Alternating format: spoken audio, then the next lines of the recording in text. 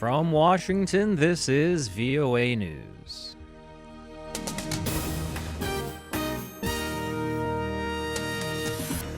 I'm Steve Karesh reporting. Secretary of State discusses the Iran deal with Iran's neighbors. Secretary of State John Kerry says Gulf Cooperation Council foreign ministers agree the Iran nuclear deal will contribute to their region's security. Kerry commented in Doha, Qatar, following talks with Gulf ministers on the Iran nuclear deal. He said the two sides also agreed to establish working groups that would seek to expand regional security. Appearing with Kerry and speaking through a translator, Qatari Foreign Minister Khaled al-Attiya offered a cautious endorsement of the Iran nuclear agreement, calling it the best option available. This was the best option amongst other options in order to try to come up with a solution for the nuclear weapons of Iran through dialogue. And this came up as a result of the efforts exerted by the United States of America and its allies.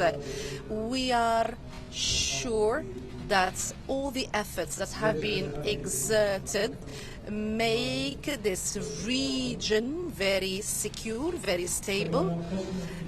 Al-Attiya later added that Gulf Arabs ultimately would like to see a ban on nuclear weapons in the entire Middle East.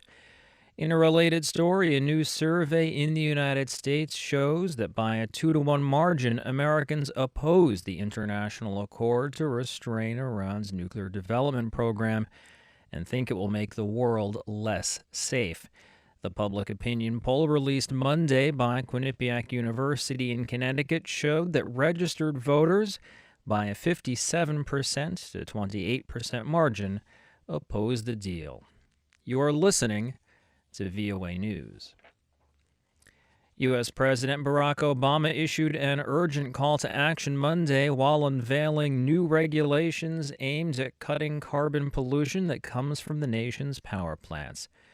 Under the plan, power plants would reduce their carbon emissions by 32% below 2005 levels by the year 2030. In his remarks at the White House, Obama argued time is running out. But this is one of those rare issues, because of its magnitude,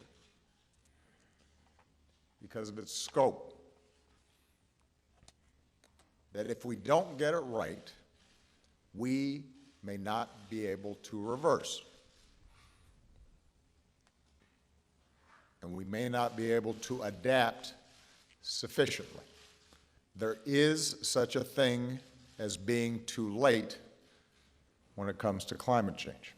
To reinforce the impact, he noted that the regulations will cut the number of pollutants that can lead to asthma by 70%. The Pentagon says the military has launched its first armed drone missions out of Turkey.